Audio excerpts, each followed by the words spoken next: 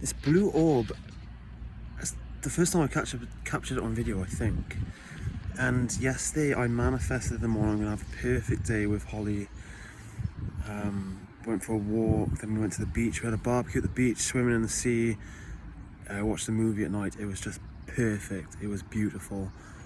And so I went in the sea yesterday with the intention of connecting to Gaia, because going out in nature right now is so fucking beautiful.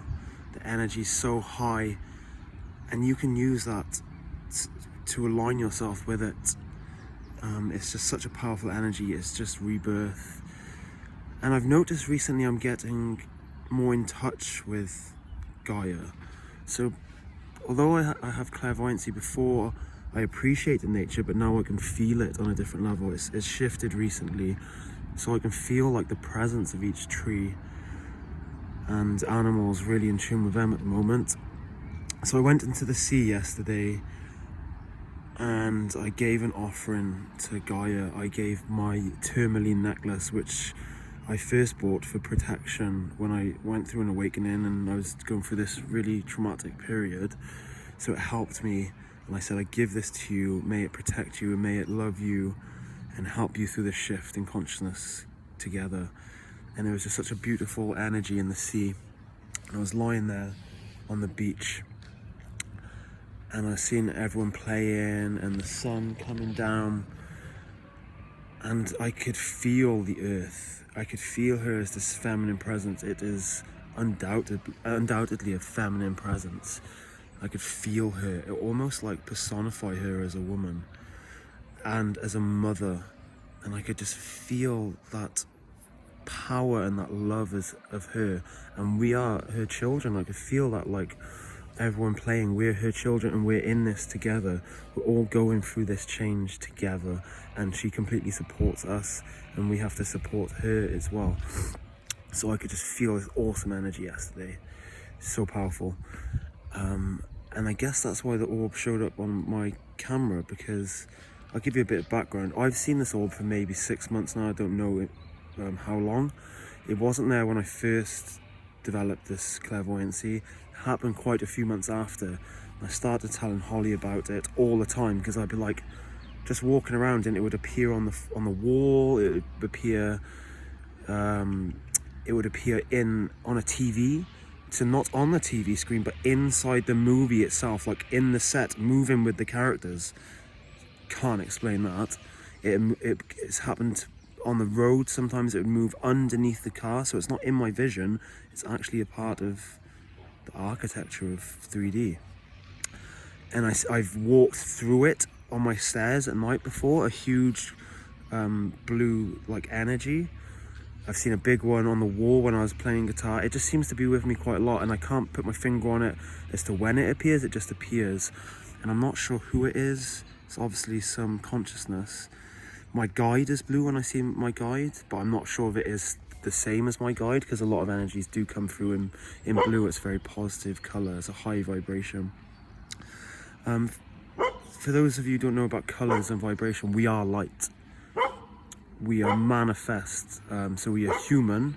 So Hu means light, man means manifest. We're light manifests. Our consciousness is projecting us as this skin and bones right now. Sorry about the dog barking at me. So we are light in geometry, but we're just seeing ourselves, perceiving ourselves as something different right now.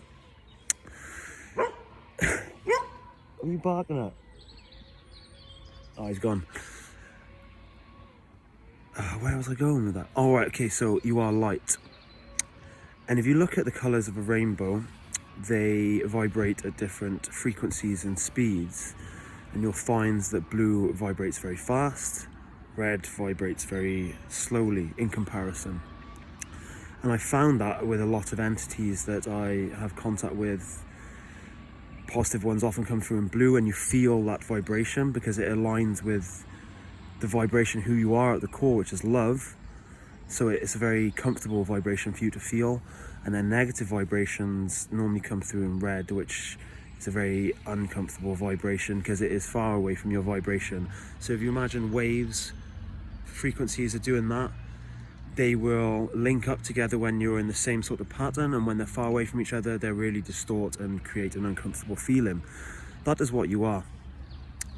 And then there's other colours that we can't see because we can't vibrate that fast yet. But if you, in different states of consciousness, you can see those colours. And if you try to explain those colours to someone, you can't, because it's impossible with our language. It's very hard to describe. So yeah, that's a little bit about that. I also wanted to talk today. I had very strong realization a couple of days ago. So I talked about the ascension dream I had and then the vision. But the day after, so following that, when I woke up that day, I had a very profound change in my awareness, a shift in my awareness. So I talked about it, my initial one, where I sort of woke up from this blog, The Ruiner, and my whole awareness shifted. I had a very profound one, probably of equal measure, the day after this dream. And that was about polarity and the reason for being here. So I immediately told Stephanie about this stream because I was so fucking excited, like, this is happening, it's fucking happening. And then she said, well, her guides have told us something slightly different, and her path is a bit longer, and that we will now split into two groups, divided, as in those who will follow the AI false matrix and be part of that system, and those who will split off into communities, rural, into nature, to then live off the land again. And that will be a harder path, trying to live off system, off grid, but it will be a more soulful path, while the others will live in a soulless path because they're not connected anymore. They're choosing that path to have that experience. And I very much realized about, and I sort of knew it anyway, but I didn't feel it on a core level. I didn't integrate it, is the right word, until the other day, is that we've all chosen different experiences, and time isn't linear. So it is like pancakes. It's like all layered on top of another as to different paths we can choose at any one time. It's just infinite, and we always have that choice. So what Stephanie has chosen is that she is going to have that longer, harder path of fighting darkness until the very end, because that is her as a person. Not only was she a soldier for 20 odd years, she has that fire in her, but she also, in her past life, is a Lyran warrior. That is her through and through, is fighting. And my path has been different. It is, I think, is one of trying to raise awareness to others, and I'm going to go on the path, it seems like, of ascension pretty quickly. That's what I'm led to believe. I can only tell you my experiences and how I try to understand them. And then I started to realize, I already knew this, but I didn't integrate it until then, was that we do have a plan when we come into this incarnation of what we want to do and what we want to experience. It's all planned. And that means there are no victims ever. You have agreed to this. You've also agreed to the very real possibility that you're coming into a very difficult situation because you wanted amazing growth, awesome growth from the polarity here, from the very hard negative path you will face here on Earth. You've agreed there's a possibility that you won't wake up because everything that is here to try and stop you waking up. So you have agreed to that, and so there are no victims, because even though you may lead a fucking awful, terrible life, when you get out of it, when you exit, you'll have amazing growth, and it's a blink of an eye to a spirit because you're eternal, and you will appreciate everything you've gone through because it gave you that growth. That was the whole reason you come here. So then I started to realize, morning, you all right, buddy? Come on, Daisy. That is why the negative forces, the Draco and Archons, take advantage of those loopholes because they're allowed to do it. It's not, it is frowned upon, but it's not stopped because it's by our free will that we wanted this experience, so they take advantage of it. And so let's talk about Archons. They're not inherently an evil consciousness, they simply are. because they are a thought form that we have manifested, because we made them out of our very first fear. So they are fear. So to exist, they need more fear. So it's not like they're choosing it, they just are it. So to have sustenance for their vibration, they simply need more of that vibration, and they'll do whatever they can to do it. Draco, on the other hand, are very negative, and they are source energy. So they're direct source energy. Archons are thought forms from us, from source energy, and Draco are direct source energy. And they have chosen, with their free will, to be negative, to serve self, and to have that lower vibration because they enjoy it. The same as you go to a restaurant, you have different options. Some person may choose this, some person may choose a really obscure meal, which is fucking weird. It's their choice, and they want to continue that. So that is the Draco's vibration. And because you are such a different vibration, to be in their vibration is really fucking uncomfortable, and you really disagree with it. And the reason, in my opinion, of why they have left is because they knew this was happening. They're not stupid. They have quantum computers. They're very technologically advanced. They knew that this shift was coming in the universe. They know about astrology. They know about the planet's energy and how it's going to align, and they've predicted this. They've left for the most part. A few of them now work under the parents. The parents are hybrids, and they have been the ones left in control of the earth. That they think they inherited the earth, thus they think they can carry out this AI transhumanism to the end degree.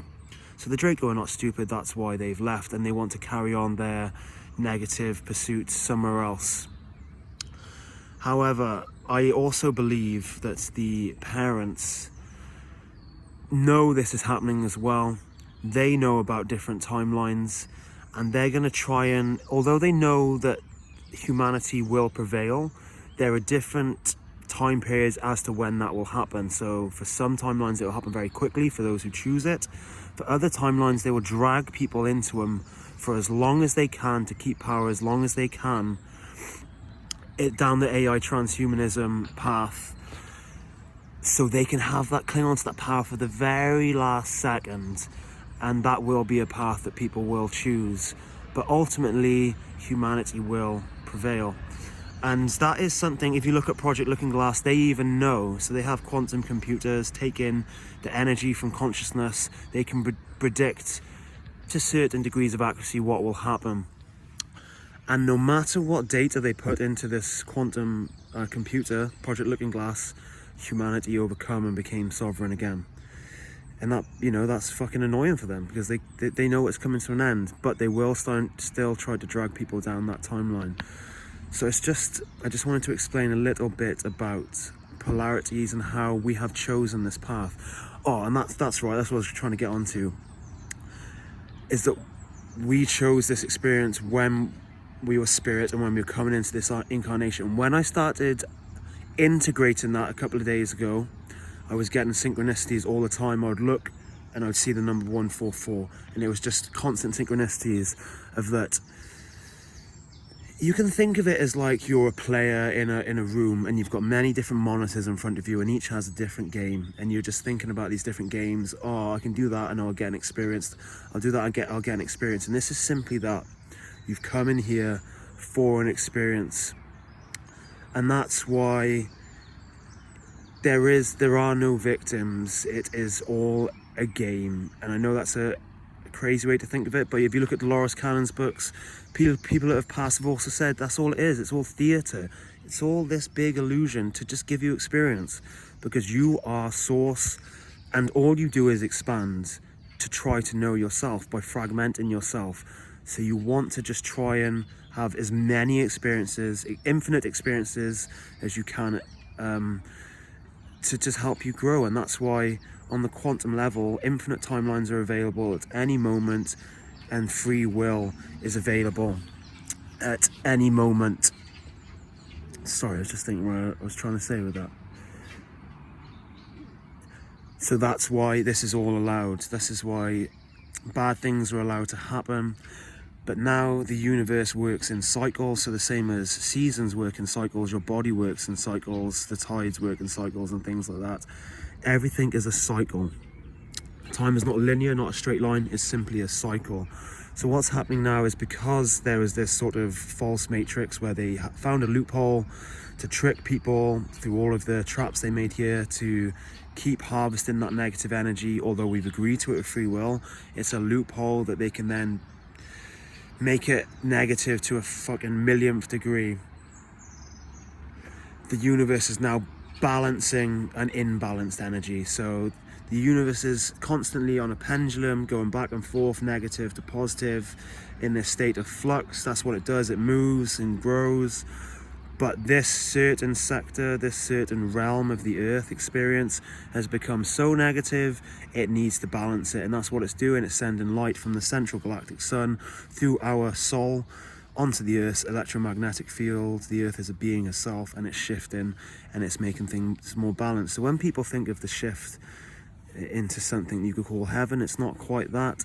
It's something more balanced, something where we're not manipulated as much, where there's not all this war and this pedophilia, all these type of things. It's more balanced. There will still be negative polarity, just not to the absolute ridiculous extremes it is here. And a final bit, when you think of polarity, when you think of densities or dimensions, as people wrongly call them, but it's how people describe it, it's densities. It's all one big soup of frequencies, from slow vibrating waves to higher vibrating waves, and it's all mixed together. If you look like a screen, all these waves are interacting. Right now we're very low, and then you have at the top is what you would call source, and that's vibrating at the highest speed possible. So when you have these beings like the Pleiadians and Arcturians, who are, say, in the 5th density, which is most of the universe, by the way, they can also see the Draco, because all of it is one big spectrum. Although it is not affecting them as much, it's a small part of their reality, they still exist because we're a part of their reality. And in our reality are the Draco and other negative beings in the 4th dimension, the 4th density. So they can all see it, but just to a smaller degree. So negative polarity does still exist in these higher planes, because we're all connected. All of it is one. It's not separate. It's not like a density's here and then you travel through a wall and there's another density. It's a gradient of frequency. So what the Draco in particular want is, they will not progress until they go into higher states of love and unity. What they want is to carry on serving themselves and carry on having this experience of power and domination in lower frequencies, because that's what they enjoy. And so they will never progress to those higher states until they want to integrate the light, the positive polarity, into their negative polarity. It's just their choice right now. Some of them have chosen to go further, some of them still continue to be negative. So that's how it's allowed, and that's why we can see them as you go higher. The Pleiadians still see them as part of their reality, because we're part of the Pleiadians' reality, because we have the Pleiadians' DNA in us and they are helping us. So the Draco still exist in their reality as well, albeit as a smaller part. So I know that was quite a convoluted, in and out, windy video of how things are. I just wanted to tell you about some of my understandings that come to me the other day, and it really raised my awareness to a new level, that this is simply an experience you've chosen. Yes, the things you see are horrific. It's to show you that you don't align with that. You are not that. You are something different. You are love. You are more of the vibration, the frequency of the one, the all, the creator, source. And that's why you're going to choose that path of not being negative, and you're going to choose being in harmony with nature, uniting with humans.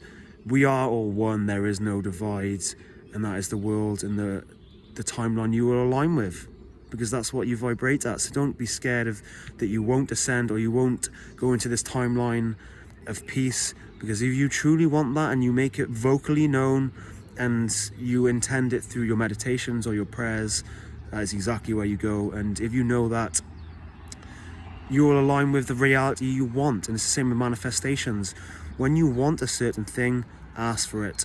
You'll get it. You just have to believe it on a subconscious and conscious level. And another thing, manifest for others. It's one of the most beautiful things you can do, because others are simply a part of you. Help others.